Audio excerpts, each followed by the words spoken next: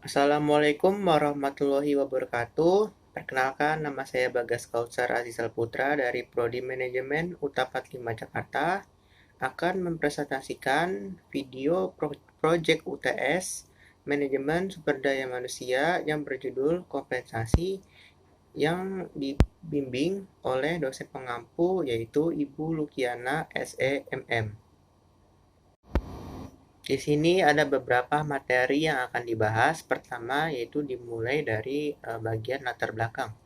Sumber daya manusia merupakan faktor terpenting dari kemajuan teknologi dan ilmu manajemen yang mengelola fungsi sumber daya manusia di suatu organisasi atau perusahaan.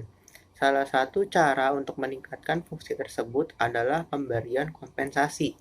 Hal ini penting untuk mendorong atau memotivasi kinerja dan perilaku karyawan untuk bekerja.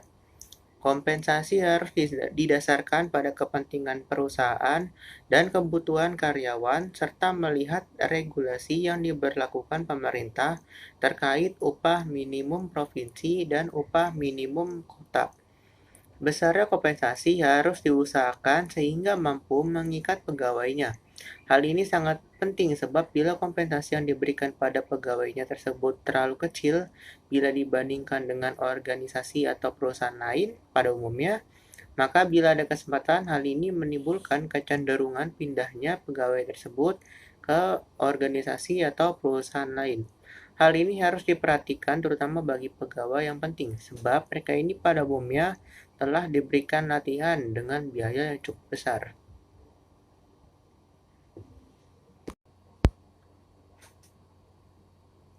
Berikutnya adalah rumusan masalah dan tujuan.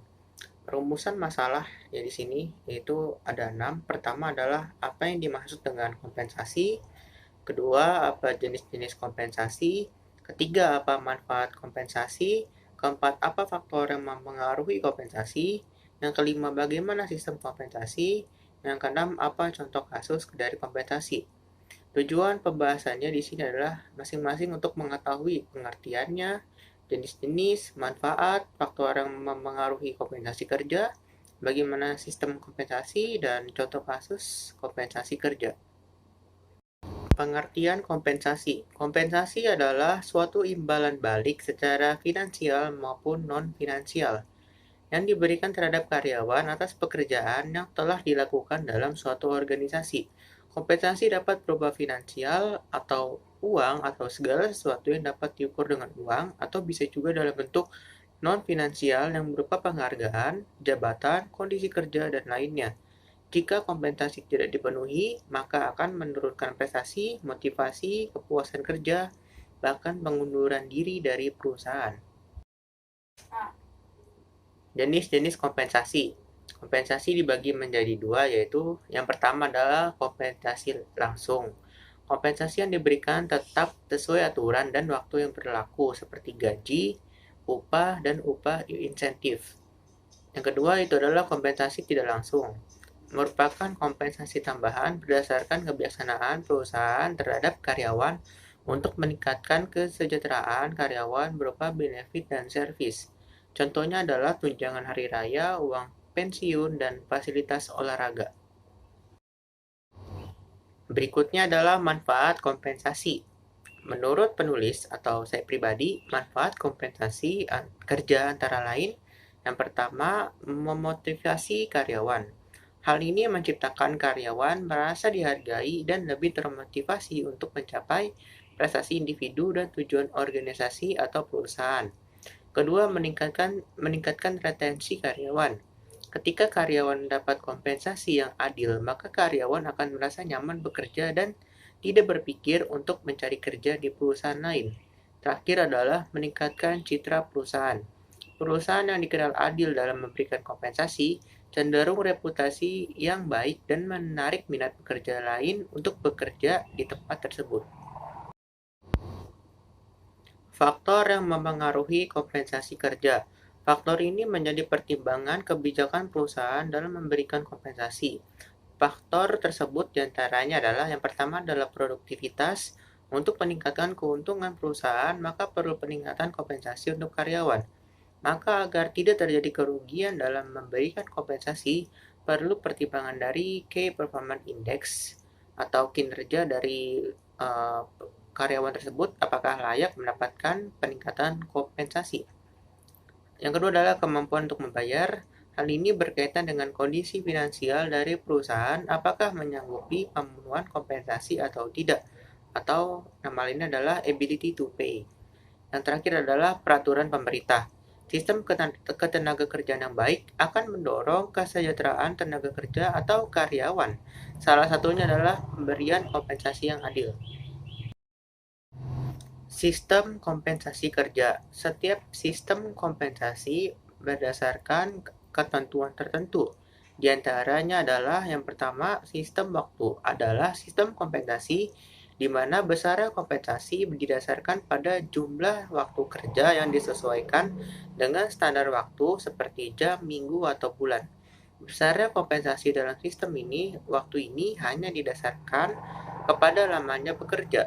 Yang kedua adalah sistem hasil atau output. Adalah sistem kompensasi di mana besarnya kompensasi didasarkan kepada banyaknya hasil yang dikerjakan, bukan lamanya waktu mengerjakannya. Semakin banyak barang atau produk yang dihasilkan, maka semakin besar pula kompensasi yang akan diterimanya. Yang terakhir adalah sistem borongan adalah sistem kompensasi di mana besaran kompensasi didasarkan kepada volume pekerjaan dan namanya mengerjakan. Penetapan besaran kompensasi berdasarkan sistem borongan cukup rumit karena membutuhkan keahlian khusus dan waktu yang cukup lama untuk mengerjakannya serta banyak alat yang diperlukan untuk menyelesaikannya. Contoh kasus kompensasi kerja. Kompensasi karyawan pada PT Sarana Sosial Ventura Cabang Makassar. Berdasarkan hasil wawancara dengan subbagian umum dan kepegawaian, dapat diketahui bahwa sistem pemberian kompensasi yang diterapkan pada kantor PT Sarana Sosial Ventura Cabang Makassar ada dua, yaitu sistem waktu dan sistem hasil.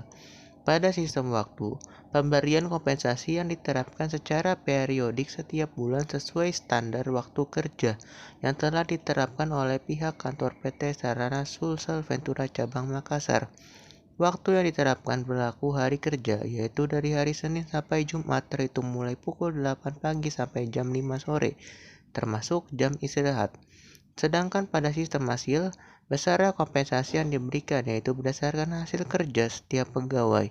Selain itu, pemberian kompensasi yang diterima oleh karyawan ada dua jenis, yaitu kompensasi langsung dan kompensasi tidak langsung. Kompensasi langsung yang diterima karyawan berupa gaji yang diterima setiap bulan, insentif dan bonus yang diterima berdasarkan prestasi kerja karyawan. Sedangkan kompensasi tidak langsung berupa tunjangan hari raya dan tunjangan pakaian dinas. Jadi, apa inti dari pembahasan kita kali ini atau apa yang dapat kita pelajari dari materi ini? Yaitu pada intinya adalah ada 6 hal. Yang pertama adalah kompensasi adalah imbalan yang diberikan kepada karyawan atas pekerjaan yang dilakukan dalam suatu organisasi atau perusahaan.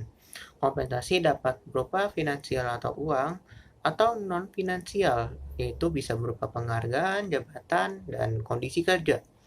Yang kedua adalah jenis-jenis kompensasi dapat dibagi menjadi kompensasi langsung, gaji upah, dan upah insentif, dan kompensasi tidak langsung, itu bisa berupa dengan tunjangan dan fasilitas.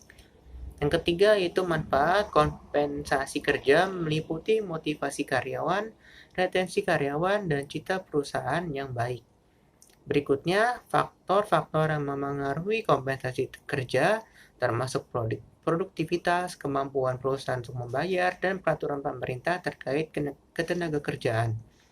Yang kelima, sistem kompensasi dapat berbasis waktu atau besaran kompensasi didasarkan pada jumlah waktu kerja atau berdasarkan hasil. Besaran hasil kompensasi didasarkan pada hasil kerja.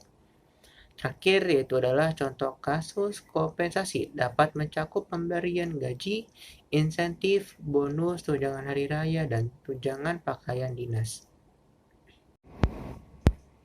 Sekian presentasi dari saya, kurang lebihnya mohon maaf. Wassalamualaikum warahmatullahi wabarakatuh.